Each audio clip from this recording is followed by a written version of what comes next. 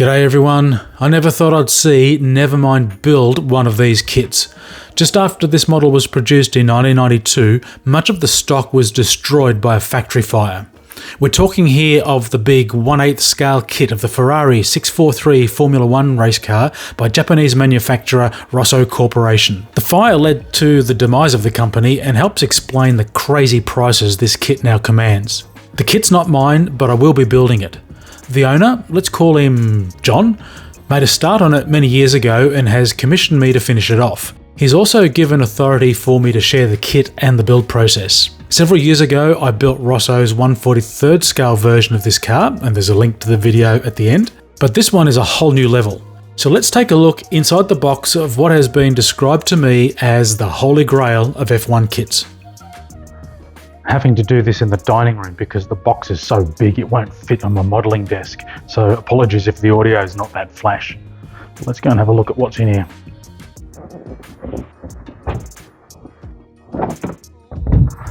John has made a start on the kit already quite a time ago, and so for example the nose cone here has already been put together with the front wings.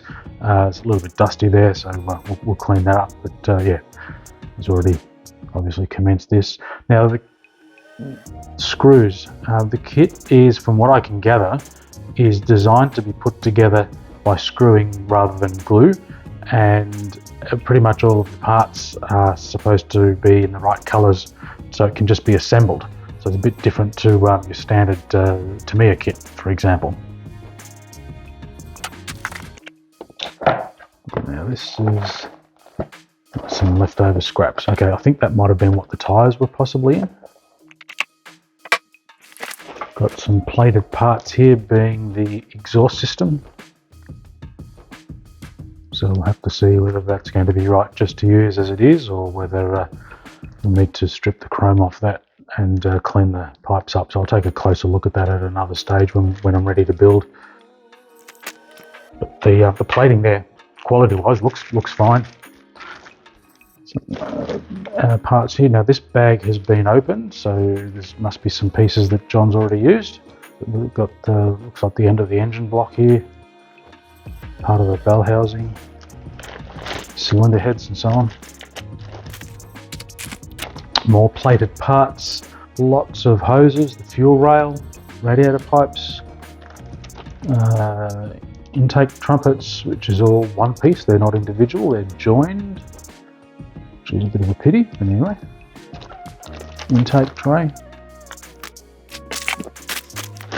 parts of the engine block, the air intake, part of the floor here,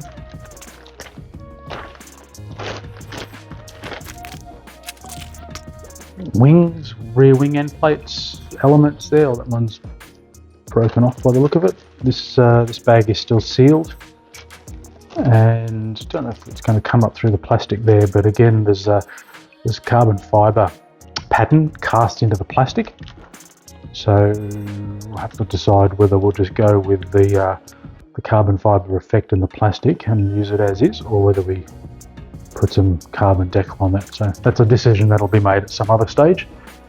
Just going through what the parts are and working out what's done and what needs to be done. Got brake discs here, nice looking calipers.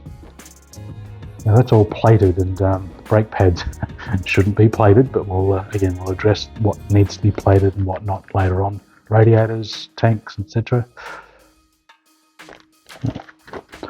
And the plating is not highly reflective, it's more of a plating for an aluminium effect by the look of things. This is the floor. So at this scale, that's a huge floor tray, and this is just sort of going from probably about the front third of the car is still out here.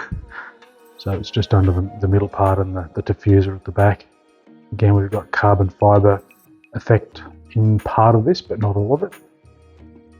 Lots of screw holes in here for mounting engines and various pieces from the other side.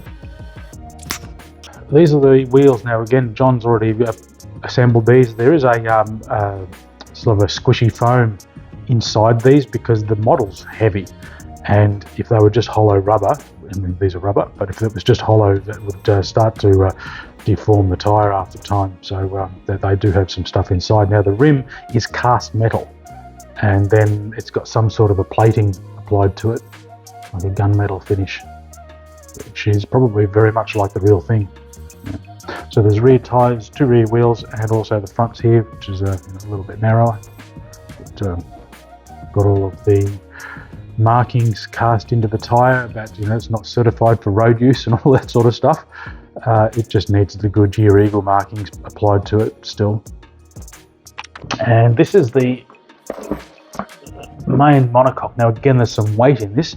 It's mostly plastic, but it does have various metal brackets and components in it, and the bulkhead at the front, for example, is metal, so there's quite a bit of weight in there. We've got the seat. John's put some reflective sticker on the sides around the fuel tank there. So still obviously a lot more parts to go onto this, but yeah, a little bit less work for me to do because part of it's done. We've got some brackets already screwed in from the inside. Again, there's a metal plate here to provide strength to the plastic because, the engine needs to be attached to the rear of this. And it all up needs to be able to support a lot of weight.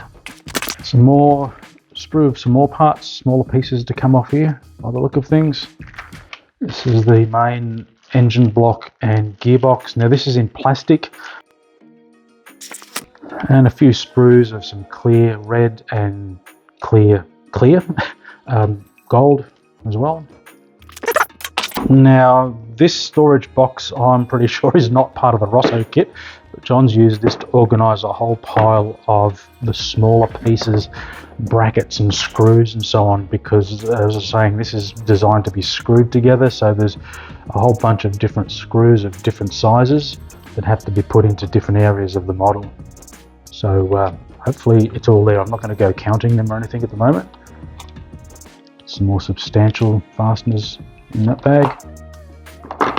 I've got here cast metal uprights, so that would most likely be a rear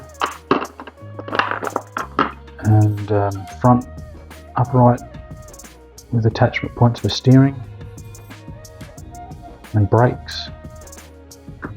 So that hopefully is all going to look really good when it's put together. We've got some more brackets and looks like some push rods in there. Yeah, so fingers crossed it's all there. We'll find out at a later date. And these are suspension parts, and this is all metal, so this looks like it's maybe a rear suspension and arms. Let me just put this down here for a minute before I drop anything.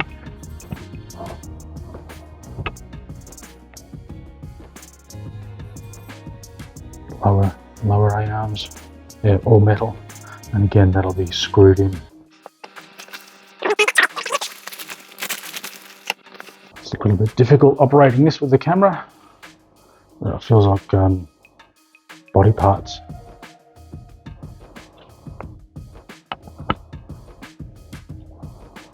Okay, so these must be pieces that John's taken off the sprue and has just wrapped them up to protect them. So that's cockpit windscreen surround. So we'll leave all of those protected. Another piece. It's a bit different. Oh, steering wheel. Okay. Paddle shifts behind the steering here. And universal joint. So it's been assembled. We might do a bit of painting on that. Help set it off. Metal parts again. Ooh, oops. Push rods. Track rods and so on. I'll get the one that fell in a moment. Instructions. Now we've got in here, there's these are self-adhesive stickers for on the body here. We've got some, I'm guessing this is heat shielding that can be used. Yep, it's like bare metal foil type stuff, but much thicker by the feel of it. And seatbelt material. sign writing. It looks like 2 sets. And these are the same. Looks like they could be, which is good.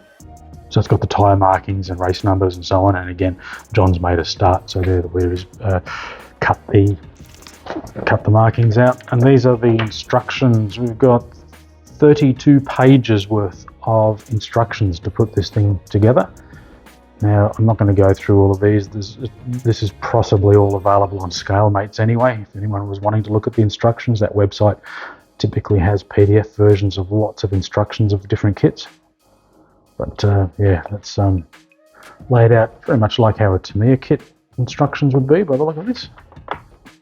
I'll go in and have a closer look when it's time to start working on the build, but a lot of steps involved there. 51 of them. And over here, this is metal. The kit is a combination of metal and plastic, and the main body has already been painted. We'll just get that protective piece off there.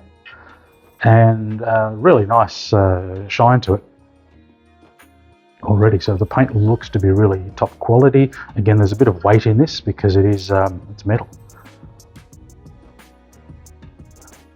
A bit of dust on it that will need to come off before we do some markings, but looks like things like the vents here are not cast open, so it's a bit of a shame. It's one thing with this, even though it's really big, the level of detail is not that much more than what you'd find in a smaller size kit.